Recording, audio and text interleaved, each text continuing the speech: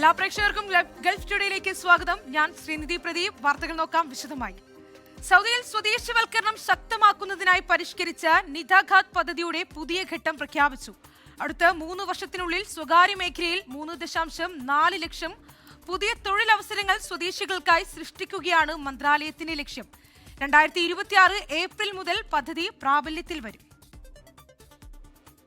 സൗദിയിലെ സ്വകാര്യ തൊഴിൽ മേഖലയിൽ വലിയ മാറ്റങ്ങൾ ലക്ഷ്യമിട്ടാണ് മാനവ വിഭവശേഷി സാമൂഹ്യ വികസന മന്ത്രാലയം നിതാഖാത്ത് പദ്ധതിയുടെ അടുത്ത ഘട്ടം അവതരിപ്പിക്കുന്നത്. 2026 ഏപ്രിൽ 26 മുതൽ 3 വർഷത്തേക്കാണ് പുതിയ ലക്ഷ്യങ്ങൾ നിശ്ചയിച്ചിരിക്കുന്നത്. ഈ കാലയളവിനുള്ളിൽ 3,40,000 സ്വദേശികൾക്ക് പുതുതായി തൊഴിൽ നൽകാനാണ് സർക്കാർ ലക്ഷ്യമിടുന്നത്. നേരത്തെ 2021 ആരംഭിച്ച പദ്ധതിയുടെ തുടർച്ചയായാണ് ഈ പുതിയ പ്രഖ്യാപനം. കഴിഞ്ഞ 3 വർഷത്തിനിടെ 5.5 ലക്ഷത്തിലധികം സ്വദേശികളെ സ്വകാര്യ മേഖലയുടെ ഭാഗമാക്കാൻ നിതാഖാത്തിലൂടെ സാധിച്ചു.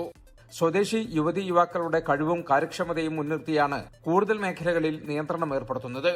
ഓരോ തൊഴിൽ മേഖലയുടെയും സ്വഭാവം, സാഹചര്യം എന്നിവ പഠിച്ച ശേഷമാണ് സ്വദേശിവൽക്കരണ നിരക്കുകൾ പരിഷ്കരിച്ചിരിക്കുന്നത്.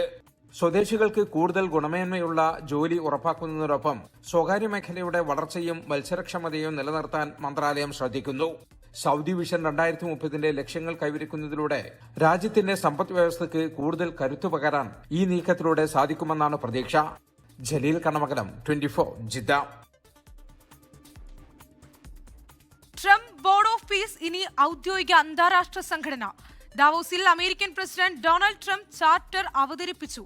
അംഗത്വമെടുത്തവർ $1 ബില്യൺ ധനസഹായം നൽകണമെന്ന് ട്രംപ്. ഐക്യരാഷ്ട്ര സംഘടനയ്ക്ക് ബദലായാണ് ട്രംപിന്റെ പുതിയ നീക്കമെന്നതാണ് ഉയരുന്ന ആശങ്ക.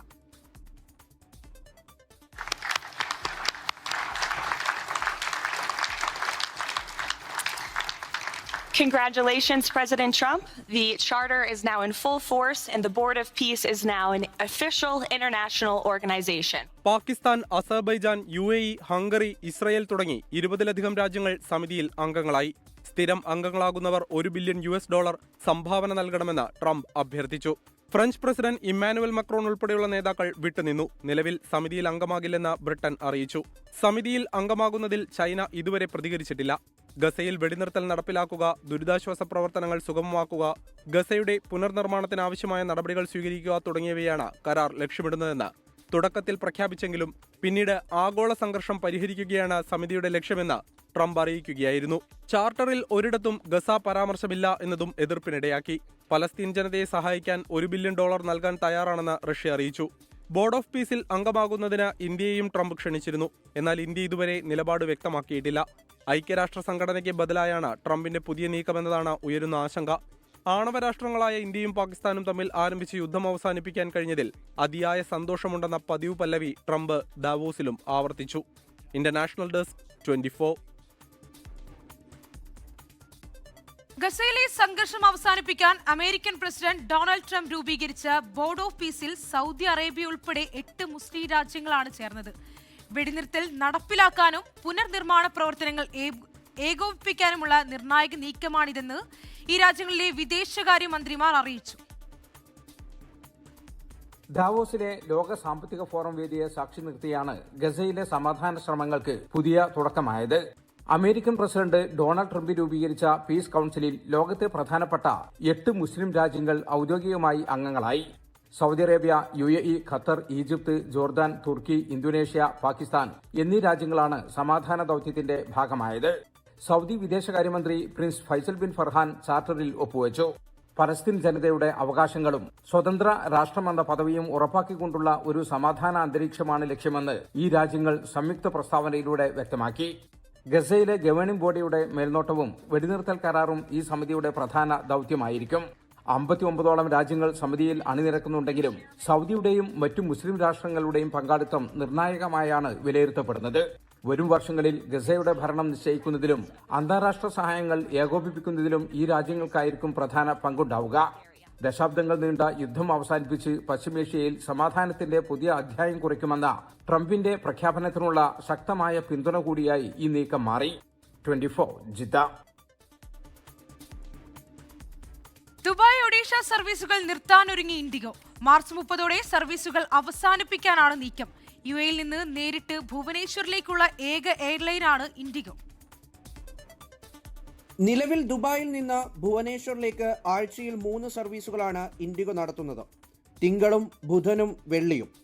എന്നാൽ മാർച്ച് 30ഓടെ ഈ സർവീസുകൾ നിർത്തലാക്കാനാണ് നീക്കം.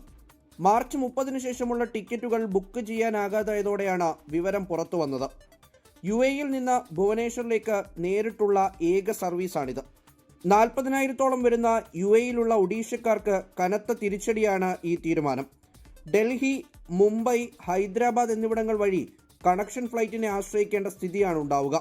8 വർഷത്തെ നിരന്തര ആവശ്യത്തിനൊടുവിൽ 2023-ലാണ് ഒഡീഷയിലേക്ക് UAEയിൽ നിന്ന് നേരിട്ട് വിമാന സർവീസ് ആരംഭിച്ചത്.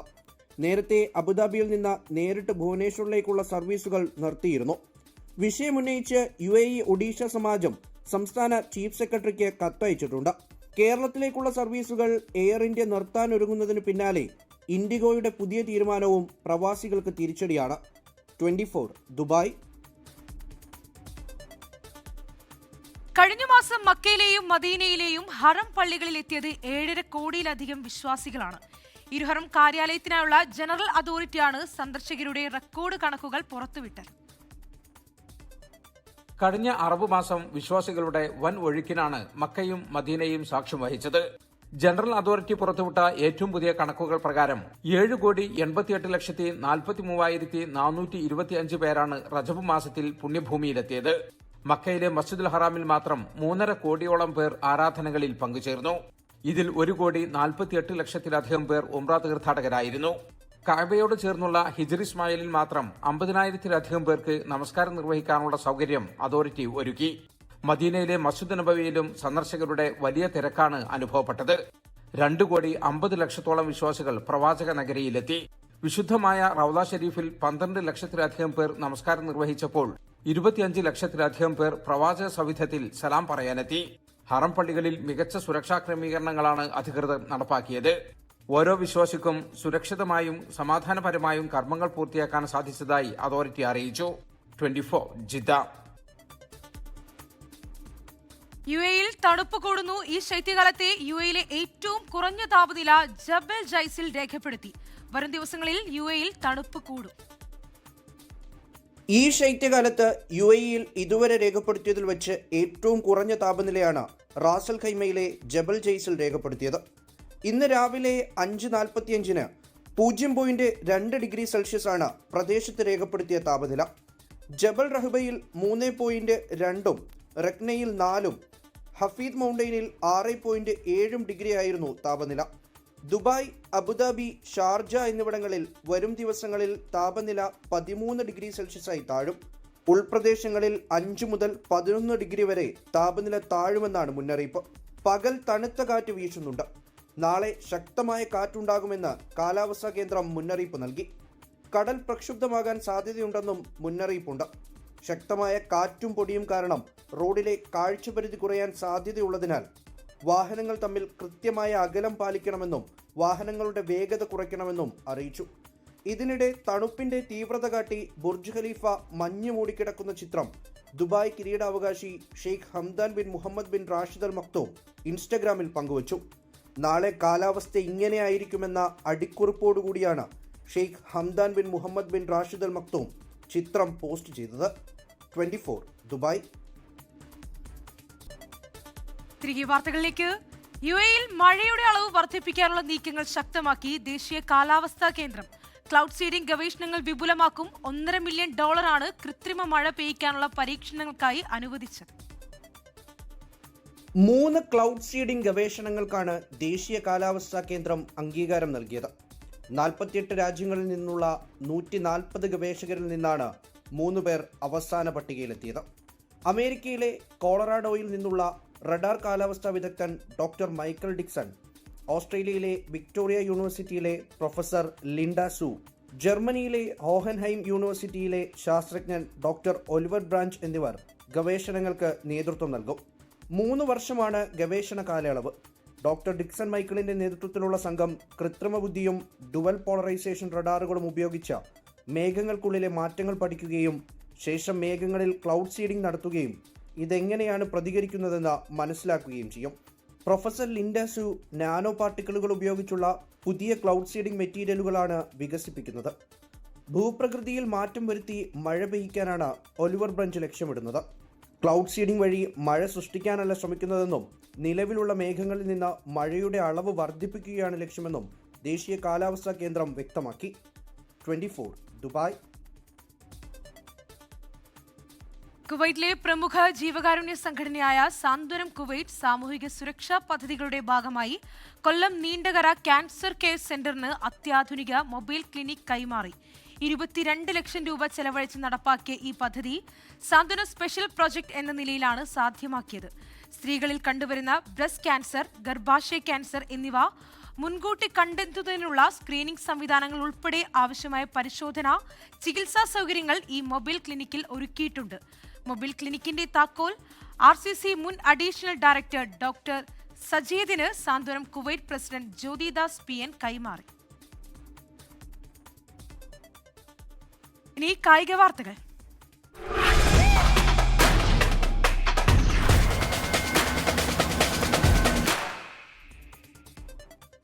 ബംഗ്ലാദേശ് 2020 ലോകകപ്പിൽ നിന്ന് പുറത്തേക്ക്. ICCയുടെ അന്ത്യശാസനം തള്ളിയ ബംഗ്ലാദേശ് ക്രിക്കറ്റ് ബോർഡ് ഇന്ത്യയിൽ കളിക്കാനാവില്ലെന്ന് ആവർത്തിച്ചു. വിഷയത്തിൽ ICCയുടെ അന്തിമ പ്രഖ്യാപനം നാളെ ഉണ്ടാകുമെന്നാണ് വിവരം. സ്വയം വിക്കറ്റ് വലിച്ചെറിഞ്ഞ ബംഗ്ലാദേശ് ടീം 2020 ലോകകപ്പിൽ നിന്ന് പുറത്തേക്ക്.